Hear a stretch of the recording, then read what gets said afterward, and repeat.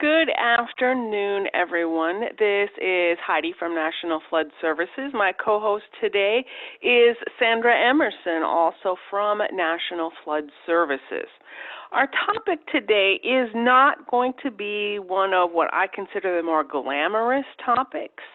I think things like selling and marketing are exciting, and they're a little bit more glamorous, but we can't forget that we still have to support that policyholder and the policy. So we're going to talk about endorsements, cancellations, and renewals. So the other thing I kind of want to share is I am pretty sure that a lot of you have a very specific endorsement or cancellation in mind that you're hoping that I'm going to talk about. And very honestly, I could have a presentation that goes all day long for hours and hours and hours in order to talk about every single combination of endorsement or cancellation. And I don't necessarily want to have a webinar that's 8 hours long, and I'm sure you don't want to listen to a webinar 8 hours long. So I'm only going to hit kind of the highlights. But hopefully what I will do is give you enough resources so that it kind of helps you be just a little bit more comfortable when you're servicing that policy. Because of the size of our presentation today, we have muted your phone lines. That does not mean that you cannot ask a question. Sandy is waiting for those questions in the chat line. So if you'll just type it in the chat, we're going to answer it as we go along. If we have time, we'll answer it at the end. It's also possible that you might have a question that we might have to do just a little bit of research on. If that is the case, we'll do that research and then we'll send a follow-up to kind of let you know what the answer of that is. Sandy and I certainly don't know the question or the answers to every single question that's out there, so that's quite possible. Also, on Friday, you will be getting an email with some resources and a recording of this particular presentation that you can use as well. So as we kind of look at our objectives, Sandy, would you go ahead and launch our first poll question? Absolutely. Kind of have a double header today on this, so what we've got here is which word would best describe your level of experience, beginner, intermediate, or advanced, and are you an agent, office personnel, an insured, or something else? This two-part question really kind of helps us determine what kind of folks that we have out there. If we have a lot of people who are super advanced who might find this presentation a little bit too easy, or do we have a majority who are just beginners that we don't want to scare them the first time out? Also, it kind of helps us determine if we're talking to agents who are most likely to process, or even our office personnel, insureds. It's not very often that we get an insured on the line, but sometimes we do. We did yesterday, certainly. Or are we looking in that other category where we are none of the above? So, Sandy, what are we looking at here? We have, I'm going to share the results we have kind of a mixed group. We've got about 38% are beginners, 50% intermediate. Got 4 out there at 13% that are advanced, and most of our attendees today are agents. We have a few office personnel and one other, which I'd be curious to know what other was. As would I. So with that, we're going to start in our first bucket, which is endorsements. There are a lot of different endorsements that are out there, and if you work in a processing system of any kind, typically almost all of your processing systems nowadays have an online submission form. However, if you like to go old school, you certainly can. If you go to nationalfloodservices.com and you go into the agent tools, click on resources, you can scroll down just a little bit and you will see a section that says endorsement forms. So if you want that PDF copy of that general change endorsement form, you can go ahead and get it there. You can get it in the NFIP manual if you choose to do that. Again, a lot of people are going to an online submission form, so that's just easy peasy. You answer a few questions, and you go ahead and you complete that endorsement. Also, before we get started with increasing coverages, you can also call in your processing system into customer service, and they can offer some assistance in that particular area as well. So let's talk about some of our really common endorsements. The first one is increasing coverage. So you can increase coverage during the policy term, but you can't decrease. There's only very specific reasons where you're going to decrease that coverage. When you're working with this particular type of endorsement, it's always good to remember that there is a 30-day waiting period that's going to be standard for that increase in coverage, unless the exception to that is if that increase in coverage is being required for a loan closing. So let's say that Phil had a flood insurance policy out there. He decided he needed a mortgage. He wanted to do some updates, so he went ahead, contacted the mortgage. The mortgage said, Phil, we need you to go ahead and get yourself a flood insurance policy in order for us to go ahead and have that loan closing. Then that increase in coverage is going to be a no wait. So the standard exceptions that we talk about when we're talking about new applications also going to apply to endorsements as well, which means that the second exception to that is going to be if there is a one-day wait because there's been a map revision. So in our same circumstance, Phil went ahead and got a flood insurance policy. His structure was in an X zone. Only the community officials had a remapping in that area, and Phil's home was then remapped into an AE flood zone, which typically is going to trigger that mortgage company to go ahead and require a flood insurance policy with some very specific limits. So in that instance, because Phil has had that map change, a closing is not taking place, then Phil can go ahead, increase the coverage to what the lender has suggested, and he can have a one-day wait because there has been a map change. With anything that we're talking about in new applications, endorsements, anytime that there is additional premium due, that additional premium is going to be due up front. It is the same standard through the flood industry. The National Flood Insurance Program simply does not do a payment program. So any of the endorsements, that full premium is going to be due right up front. Also, the thing that we'll talk about quite a bit with endorsements and cancellations, especially when we get into cancellations, is documentation. A lot of times there's going to be some very specific documentation that's going to be required. For an increase of coverage, of course, that endorsement, if you're doing the paper one, you're going to want to sign that.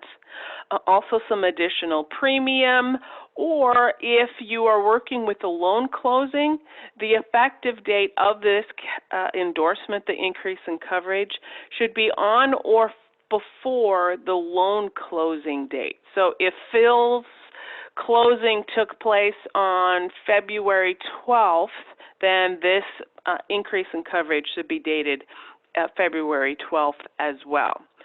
Also, when you're working with your effective dates and your 30-day wait, one-day wait, the receipt of premium does matter. So once the endorsement is submitted, that 30-day waiting period can start with that submission and that signature, as long as premium, that additional premium, is due within 10 days from the date that the agent signs the application.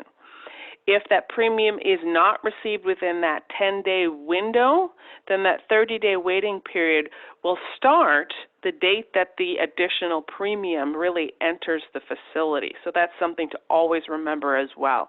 It works that way for new business applications, renewals, endorsements as well. So I talked about a decrease in the building coverage. There's really only a couple of scenarios where the National Flood Insurance Program is going to accept a decrease in that coverage during the policy term. One is if that structure is overinsured or part of that structure has been removed. Really the only two scenarios. Otherwise, your decrease in coverage needs to be done at renewal time. If we're talking about contents coverage, the only time that contents can be reduced midterm is if part of those contents have been sold or removed from the structure.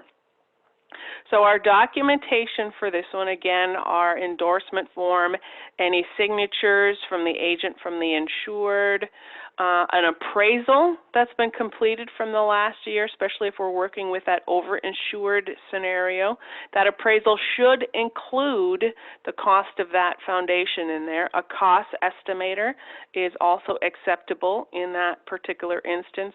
Or if you have part of those contents that have been removed, a statement that just says that those contents have been removed is also acceptable for our documentation purposes. So I'm going to take just a little breath. I don't see any questions out there. Sandy, do you see any that I don't see? No, we are very quiet currently. I've either put them to sleep or they are spellbound by our presentation.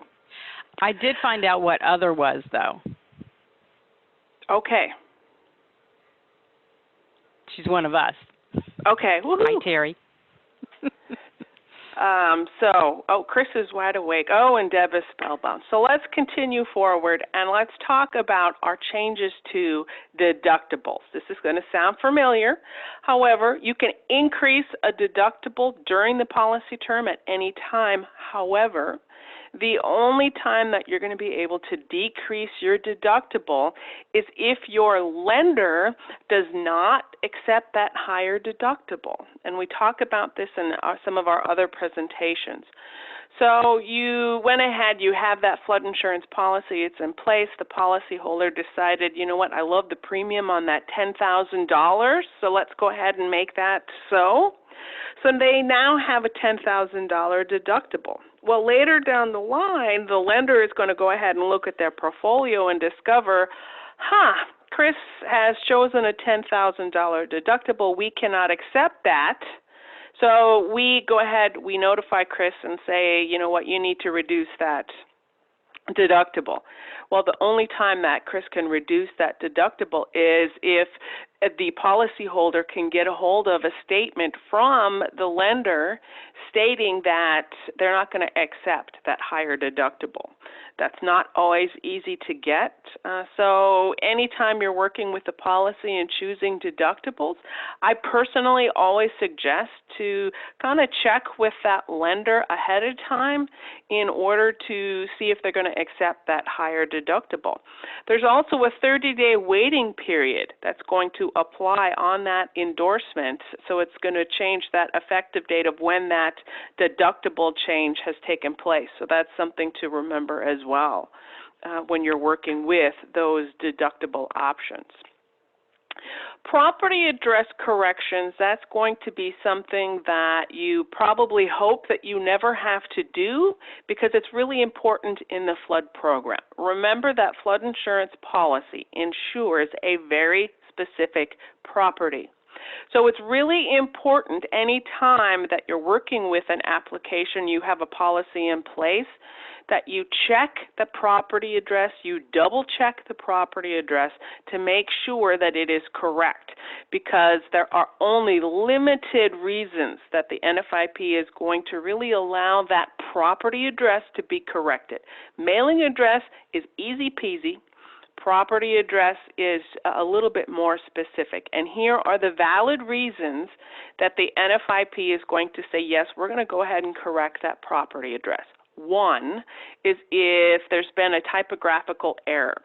So Sandy, instead of typing 555 Corporate Drive, typed in 556 Corporate Drive. That's a different property. and she just made a typographical error, she's going to go ahead and have her agent, or if she's the agent, have a statement that says that she made a typographical error, that the address should be 555 Corporate Drive. Or the other address change you can do for a flood policy is if there's a specific unit number addition. So in that policy, Sandy wrote it as 555 Corporate Drive, and later she needs to add 555 Corporate Drive Suite A. That is an acceptable property address correction that can be done. Or if the U.S. Postal Service has done some revision, so it could be on 555 Corporate Drive, the street was renamed for 911 purposes, and it's now 555 Cherry Lane. Again, a statement indicating that the U.S. Postal Service had that change, then that property address can be corrected. But be very specific, very accurate when you're working with your property addresses. Sandy, any questions? I know that I see one out there. Well, it's actually not a question, but Deb O'Brien made a great point in talking about the $10,000 deductible. She mentioned that she also asked the insured to get something in writing from the bank that says they will accept that $10,000 deductible. Although, as we know, the mortgage companies are supposed to accept it, there are still some, especially some of the little ones out there, that do balk at that $10,000 deductible. Very good Great hint. point. Yes, awesome. If you're going out of the norm and you can get some type of documentation, that is always a great suggestion. We love those. So our next endorsement is changing the name. And changing a name is one of those, what I call easy peasies, in our endorsement field. So you can change the name on the flood policy. You can delete someone at any time. You can also add someone to the flood policy at any time. Couple of things in documentation to remember. When you're deleting a name insured, the signature of the person that's being deleted is required. So if the flood policy was Heidi Keibel and David, and I'm then going to go and have David deleted, I can't do that without David's knowledge. I have to have a signature for that. If you're working with a business, then what's needed is, again, the signature of the person that's being deleted, but also what the title of that person is. So David, the president of operations. When you're adding someone, what you need is just an endorsement form that says, please add Betty to the policy number 870, number. So name changes are some of the easy endorsements that are out there. So Sandy, before we change topics, I do believe it is time for a poll question. You got it.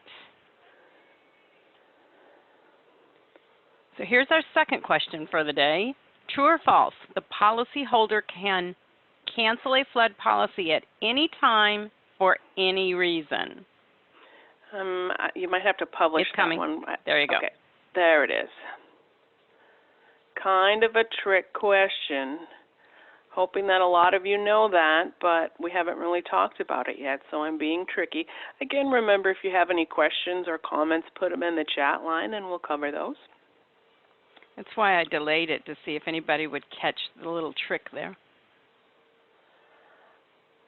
So how's it looking, Sandy? We've got about 88-90% that says it's false, and just a handful that says it's true. Okay, so let's go ahead and find out what that answer is then.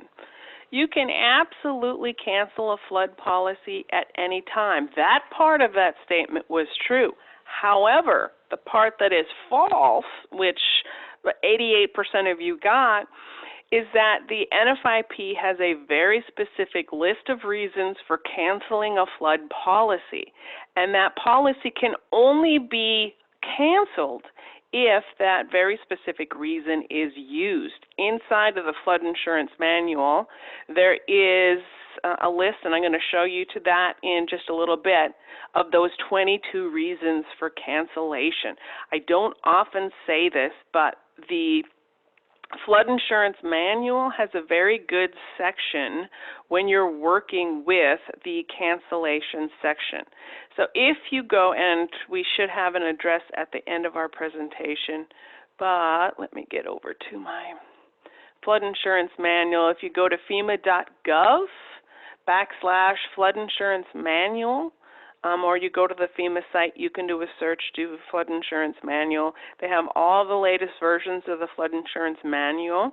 You can go ahead and click on the latest version, which happens to be October, and then go down into the cancellation section, how to cancel. And I'm showing this to you because the NFIP was very specific and very complete about those different cancellation reasons. So we're going to talk about cancellation reason 1 here in just a few seconds, but the Flood Insurance Manual is going to state what that cancellation is used for, what the cancellation effective date should be, the type of refund that should be expected. Also, it's going to give some documentation that has to be submitted with each of those different reasons for cancellation, which I think is pretty helpful. And I'll tell you a story of my own experience. I used to live in Colorado, and I moved to Florida, and so I sold my house in Colorado. And I called my agent and I said, Pat, I need to go ahead and cancel my flood insurance policy. And Pat said, okay, no problem. I said, are you sure, Pat? You know, cancellations can be a little tricky in the flood program. He said, Heidi, don't worry, I've got this. Just yesterday, I received a phone call from, guess what, National Flood Services, telling me that they did not have all the correct information to cancel my flood policy. So don't be afraid to go out and ask for assistance when you're canceling the flood policy, because documentation is going to really be key in what those cancellation reasons are used for. So I'm going to highlight some of the trickier ones and some of the most common. One of the most common is cancellation reason 1, which is the reason that I'm using, is the building has been sold or the building has been removed.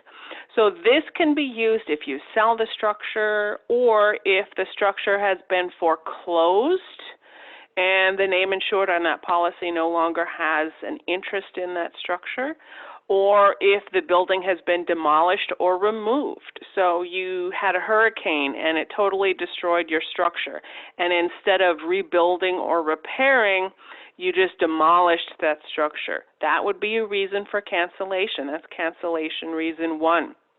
Or the insured has died. They're deceased. So again, obviously they no longer have an insurable interest in the structure, so you can go ahead and cancel that particular flood policy. So the documentation in this particular cancellation reason, that's what's going to be key. So some of the acceptable forms of documentation, for example, if your insured is deceased, a copy of the death certificate, a bill of sale, that's the one that I used, the HUD settlement statement, title transfer, warranty deed, or something from the assessor's website, or a completed 1099 form. A relocation, so a contract from a relocation company or a statement from that relocation company. If you're working with a foreclosure, the insured signature is not required. So the letter from the lender can work, stating that that property has been foreclosed on. So you don't have to try to track down the person who is being foreclosed upon. Not only can you use a death certificate, but a copy of the power of attorney is also going to work with that as well. So that's cancellation reason 1. Cancellation reason 2 happens to be the contents have been sold and removed. So there's really kind of a plan in these cancellation reasons. The other 2 cancellation reasons that I like to highlight are cancellation reasons 8 and 9, and I like to talk about these because they're very similar, and there's just very slight differences between them. So cancellation reason 8 applies when the policyholder's lender has required a flood insurance policy for a loan closing. The insured went ahead, got that flood insurance policy. However, later, the lender discovered that they made a mistake. The property is not located in the special flood hazard area, so they no longer are requiring that flood insurance policy. So the insured can go ahead and cancel that flood insurance policy because the lender made the mistake. It's actually not in that special flood hazard area. Any time before they cancel, it's always a good idea to offer the policyholder a preferred risk policy if they're in that BCNX flood zone. So instead of canceling it outright, coverage is still going to be needed. It's just not as high a risk as what the bank thought that it was originally. So with cancellations, a lot of your processing sites have a cancellation that you can start online. There should also be some paper forms if you want to do that. A cord form can also work. Just make sure that you're indicating which of those cancellation reasons. Also with cancellations, a lot of times the signature of the insured is going to be needed. That's an indication to the NFIP that, yes, the insured and the policyholder is actually aware that the flood insurance policy is being canceled. So signatures are going to be needed. Also, what's needed in this particular instance, because the lender has made that mistake, a statement from the letter or a letter from the lender saying that, you know what, they required the flood insurance policy, but they did so in error. It's no longer needed because the property is not in that special flood hazard area. Which then leads us to Cancellation Reason 9, which is similar, but this one is used because the flood insurance policy is no longer required because there's been a physical map revision. So instead of it being a mistake by the lender, this is something that actually occurred. So your property has a map revision. It started out in that AE flood zone. Corps of Engineers came out, they went through the process, and they moved that particular property into a BC and X flood zone. That is a reason for cancellation because it's no longer in that high-risk flood zone. Again, a couple things have to be true. One is there can be no claims on that policy that are in the process of being paid or are pending or have been paid in order to cancel. Also, the agent has to really, again, offer that preferred risk policy. It doesn't mean that just because they have a map revision that that's going to really negate their necessity to have flood coverage. It's just changing their flood zones. Coverage is probably still needed. Preferred risk policy might be the way to go on that particular instance. Ooh, sorry about that. My clicker went wild there for a second. When we're talking about documentation, we want to look to make sure that there is a statement indicating that you have that map change, flood zone determination, or something that indicates that that property address and that zone has been changed, so it's no longer in that special flood hazard area. Sandy, I know we see some questions in there. Let's go ahead and answer those questions while we have a moment before we talk about Cancellation Reason 26. Okay, well, the first one we answered before I had to type anything. Deb had asked, do we need a death certificate if the person that is being deleted is deceased, which I had mentioned to her that, yes, you would be addressing that on that very slide, which you did, which, of course, the answer is yes. A lot of people don't want to part with that death certificate. A power of attorney change will work for that as well if you don't have that. And then Lisa had a question. When mapping change, can we convert policy from AE to X, or does the policy have to be canceled and rewritten? It's a very similar process. Behind the scenes, it's technically canceled and rewritten, but that's a process that happens kind of behind that magic curtain when they're just going to rewrite it and make it an X policy. And then we have Not a one lot last of one. more. Sorry. There's not a lot of documentation that's behind that. That's kind of an internal process. And then our last one right now from Crystalline is, can a bank no longer require flood insurance if a property is in an A99 zone? A99 is, if the people out there are not familiar, A99 is a very specific zone that's used when your community is undergoing some changes to their flood mitigation or they're creating flood mitigation. So this could be water diversion, this could be correcting a dam, updating, things like that. And yeah, the lenders, they can no longer require flood insurance almost any time that they want to. We So have one last. Deb had just mentioned that for cancellation we need a death certificate, but to delete a deceased insured from an existing policy, that is not being canceled. In other words, you're just removing a person's name who passed away, but maybe the wife is still alive.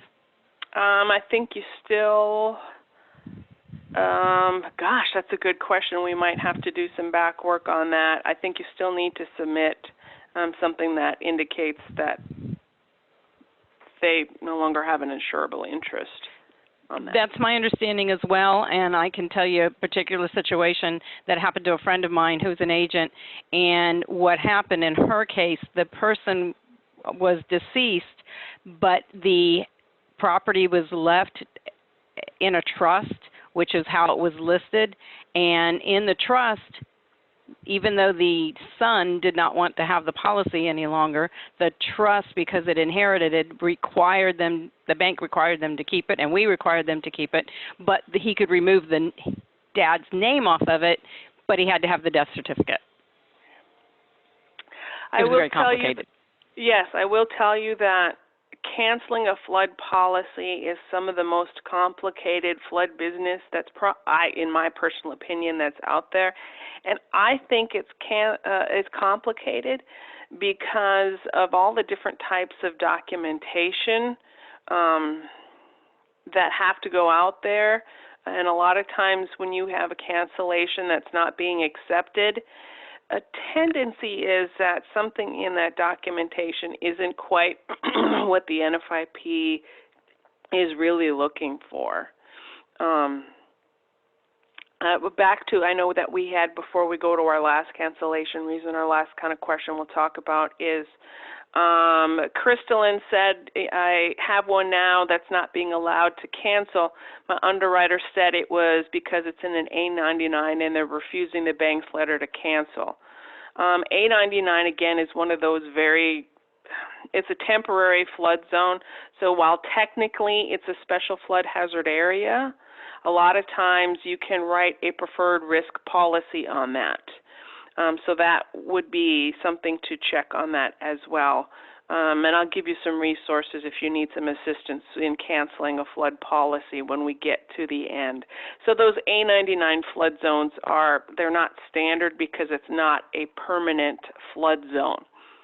The other, and it's kind of the last cancellation reason that we'll talk about that I think has really caused some pain points in the flood program, is Cancellation Reason 26. That's one of the newer cancellation reasons, and it allows the policyholder to cancel a flood policy because they have a duplicate policy that's a policy outside the National Flood Insurance Program. What happened a few years ago when they allowed this, a lot of policyholders went out, they had a private flood insurance policy that was a lot less premium, which they got, and then all of a sudden the cancellation reasons started to pour in, and the National Flood Insurance Program would not accept that cancellation. So if you read the cancellation reason in Cancellation Reason 26, there's a couple of different steps that probably the policyholder needs to be aware of.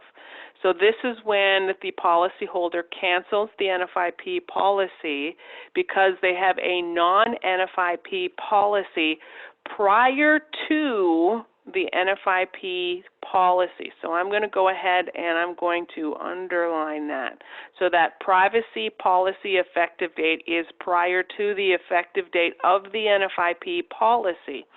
So this cancellation reason is really used when the NFIP policy was paid in error and it was not meant to be renewed. That's when you use cancellation reason 26.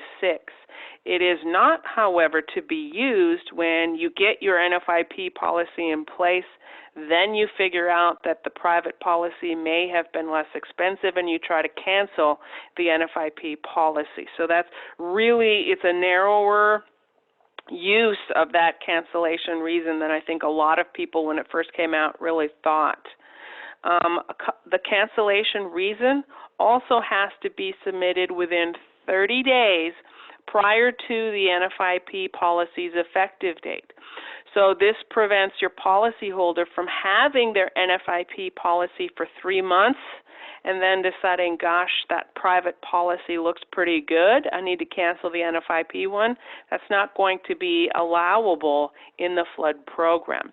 Also, when using this particular type of cancellation reason, there's only a couple of scenarios where your processor is going to be allowed to cancel the policy themselves without going directly to FEMA and the NFIP.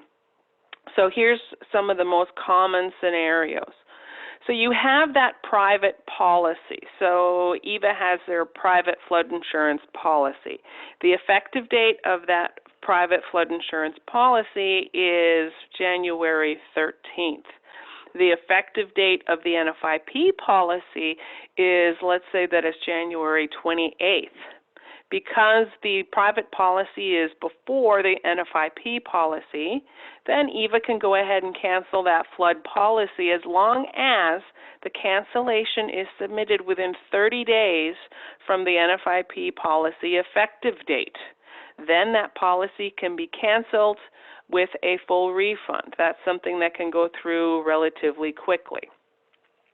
The second scenario that I'm going to state right here is something that may or may not go through, and it will not be quick. So we have an effective date of our non-NFIP policy that's on or before the effective date of the NFIP policy. We're good so far. Here's where we're not good. And this is where the cancellation request was not submitted within 30 days of the NFIP policy effective date. In that instance, those requests are currently being sent to the NFIP to review, and they can then choose to accept that or not accept that. I think our statistics have probably been leading toward the not accept the last time that I've chosen that. But that's not something that can happen automatic. So that one is going to take longer. Cancellations kind of take long anyway, but they definitely take long in this particular instance. And here's another thing where it's just flat out going to be not. So your effective date of your non-NFIP policy is after the effective date of the NFIP policy. The NFIP is not going to accept that reason for cancellation. They're not going to accept the use of reason 26. And so then that policy, your NFIP policy, is not going to be canceled at that time. So again, I always like to refer back to the NFIP manual. I think the NFIP did a really good job, and they're very explicit in those particular reasons. So I know that we have some questions out there. I'm actually going to hold those questions if people don't mind. I only have a few words to say about renewals, and then we can question away for as long as you need me to. So a couple of words about renewals. In the effective date of your policy, that policy actually expires on 12:01 a.m. of the last day of that policy term. Renewal notices for those policies typically go out about 45 days before the expiration of your flood insurance policy. That's going to fluctuate depending on the write-your-own. Some write-your-owns want them to go out a little bit further behind that, but your minimum is going to be your 45 days that the renewal notice goes out. So policies that are being renewed, the rates are going to be the rates that are in effect at the time that the policy is effective. So if there's a policy that the policy term begins in March, but the rates change in April, the rates on that policy year are going to be what they were in March, and then those increases that came in April, that's not going to then be applied until you get to that new term. The renewal bills are going to have a couple of options when the policyholder gets the renewal bill. So option A is going to be what's currently in the amount of coverage and deductibles. So if they want everything to stay the same, option A is the option for them. Option B is going to increase your building coverage by 10% and 5% increase for your contents coverage. If the policyholder wants to increase above these limits, they can do so during the renewal cycle. That's perfectly acceptable. Just remember that a 30-day wait is going to apply for that. So if you want to go ahead and increase that, make sure that it's done at that renewal time 30 days prior to when you want it to become effective, because there's a 30-day wait that's going to be on that. So we talk a lot about effective dates, and there really is a grace period anytime you're paying that renewal. So as long as your policyholder gets the renewal in within 30 days, starting from that policy expiration date, they have 30 days to submit the renewal premium. If they receive that within that 30 days, then that policy number is going to stay with the same policy number. They're going to have no lapse in coverage. If that renewal premium is received in the 31st to the 90th day, the NFIP is going to put a 30-day wait on that renewal policy, which means that that policy is now going to have a lapse in coverage while it's waiting for that 30-day wait. And that wait is going to begin with the date that the premium is received. So that's something to watch for. And here's the real big one. If premium is received and it's the 91st day or after, then that policy is not going to be renewed and a new application has to be submitted. Where this becomes really important is if the policyholder is in a program like a pre-firm subsidized rate. Then if they have to start over with a new policy, then the policyholder may have to start over with an elevation certificate. Or if you're in a program using continuous coverage for grandfathering, you now have a lapse, meaning that that cannot be continued because you've had that lapse in coverage. So on those renewals, when the policyholder is taking advantage of some of those special programs, might be a good idea to keep an eye on some of those policies, because it does matter if there is a lapse in coverage. So I know we have questions. Sandy, let's answer a few questions before we go ahead and open our final survey. Excellent. Okay, first one is from Lisa. What is the rule for canceling when flood zone changes midterm, but the client is not aware until renewal term is paid?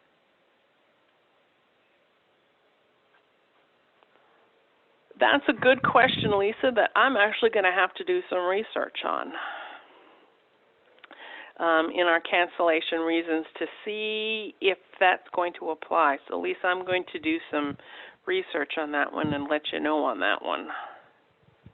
Okay, and then our next one is, bear with me as I was reading forward. When the term used is within 50 days of the NFIP effective date, does within mean before? Very tricky. Thanks for picking that up, Ted. What the NFIP means by within is that 30 days 30 days starts from the effective date, that's day 1, plus another 29 days. So your 1 is always going to start with the date that that policy expires, or the date that that endorsement becomes effective. And then your 29 days plus that. So it's 29 days plus 1. Okay, and then our next one is from Debbie. What if a mortgagee pays the flood renewal and it is in it's a preferred risk policy, but the insured did not want to renew it? Can the insured request a cancellation?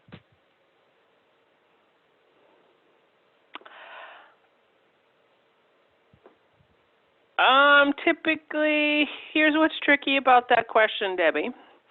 Typically, you do not have a mortgage company on a preferred risk policy. I'm not going to say it's forever like that, but typically you don't.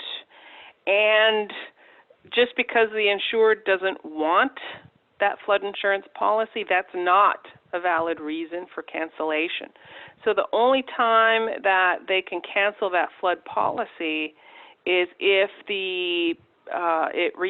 we go into the mortgage company required it and they didn't need to, or there's been some type of map change, so the mortgage company doesn't need to require it anymore. That's really very narrow as far as which of those reasons. Just because the insured doesn't want it is not going to be one of the valid reasons. Okay, and then Deb has a comment about the previous one, that if an insured pays option B and the NFIP receives the payment 10 days before the effective date, are you saying that there will still be a 20-day wait? Anytime you're increasing coverage, there's going to be a 30-day wait. If they're paying just option B,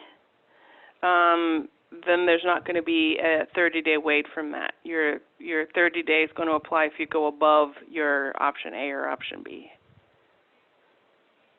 So before we continue with our questions, I'm going to have Sandy go ahead and launch our final survey. 3 questions in that. I really encourage everyone to answer those questions. And really why we do our final survey is to make sure that these sessions are helpful and that we're giving you the information that you need. And if we have a session where, a lot of people are really thinking it's too basic, or if we're only doing sessions that are way too hard, that we can kind of make that correction. So this kind of helps us strive and make sure that we have the webinars that you're really finding helpful. So it's helpful if we get the information. A couple of resources, and then I promise we'll go back to answering some questions. I showed you at the beginning when we looked at the endorsement form, the National Flood Services website. If you haven't been out there in a while, I suggest that you go there. A lot of information out there, completely kind of redesigned, and there's just a ton of information out there. And there's some endorsement forms out there. There's some selling sheets that are out there, email templates. There's also videos out there on anything flood knowledge-wise you can probably think of that's going to be out there as well. Also, if you have not already done so, sign up for communications. This does not mean that we're going to send you about 100 emails a day. What this means is that we are then allowed to go ahead and send the webinar schedules out. We can send any updates that happen in the flood program, for example, if the program lapses. So it's just some informational emails. If you ever need to get a hold of us, Sandy or I or any of the other team members, you can always email agent.development@nationalfloodservices.com, and I check that email box several times a day, so you can always ask questions, anything you need, send us an email. I also like the Flood Smart website, a handy website, a lot of different topics on there as well. So, Sandy, I know that our coworker Terry did some research as well, so let's, kind of finish out and answer some more questions. Okay. This one goes back to, it's kind of lengthy, to the A99s. Terry pulled up areas subject to inundation by the 1% annual chance flood event, but which will ultimately be protected upon completion of an under construction federal flood protection system. That's a mouthful. These are areas of special flood hazard where enough progress has been made on the construction of the protection system, such as dikes, dams, and levees, to consider it complete for insurance rating purposes. Zone A99 may only be used when a flood protection system has reached specific statutory progress towards completion. No base flood elevations, BFEs, or depths are shown. Mandatory flood insurance purchase requirements and floodplain management standards apply. And the NFIP took a lengthy way of saying that the A99s are a work in progress. So community is working. They're going to put you in an A99, which is going to straddle the fence between preferred risk zone and a special flood hazard area until they're completed. Thank you, Terry. And then we have one last question from Tennyson. He had has a question, sort of, and a comment. When a client is purchasing a home, is there a recommended step-by-step on how to get the appropriate pricing? Like start a quote, ask for the EC. If no EC, get EC. Sometimes my pricing is different from competitors, even though we are all writing through the NFIP, even when I double-check with the flood team. That is a really good question. A couple of different things are happening in that particular question. One of the things that Tennyson is referring to, if you're kind of new to flood insurance, is that the rates are standard in the NFIP. So it shouldn't be a varying quote as long as everyone is entering the same bits of information. Tennyson, sometimes your step-by-step depends on what system that's being used. I'm going to throw out Flood Pro for now. So if you're using Flood Pro, the agent simply goes step by step and start answering questions. And so as you answer a question, if there's additional questions on that, it's going to ask for those additional questions. The elevation certificate across the board is going to be mandatory if your property is post-firm, meaning that it's built after your initial flood insurance rate map was completed, and it's in a flood zone beginning with the letter A or V in those special flood hazard areas. So when you're doing your quote, if you see that it's post-firm, it's in a flood zone beginning with the letter A or V, then you know that you need to start getting or tracking down an elevation certificate. It gets sticky, Tennyson, when you have your pre-firm in a special flood hazard area because your elevation certificate is then optional. So a lot of your quoting softwares that are out there kind of have this step-by-step process, whereas you start answering questions, you start revealing more questions. But as a general rule, post-firm, in a flood zone beginning with the letter A or V, need to start tracking down the elevation certificate. Sandy, any words of advice in that? That's a complicated question. Yeah, it is. And as sort of an ex-agent, it's six of one, half a dozen of the other. You go into it asking about it and doing that zone determination the very first thing, and from there you decide whether or not you need that elevation certificate or not. And as far as quoting, the one thing that I have always told agents is the quote is only as good as the quote can be. And it's correct as long as all the information has been input into the system in order to get that quote. And there are a lot of times not all the information is given to you. You may not know some of the information. It may be very complicated and additional information is needed. And sometimes that will just make a quote go all haywire. And it's just starting from square one, talking to your customer service if there are questions or problems, and taking it one step at a time. Yeah, don't be, shy or hesitant to ask a customer service person for assistance. They're always happy to do so. And flood insurance can be tricky, and there are times where help is needed and appreciated. I know I appreciated my phone call yesterday in helping me upload the right forms to cancel my flood policy. Any other questions that someone has out there that we haven't answered? Let me take a look here. Is there a resource we can find if properties have elevation certificates?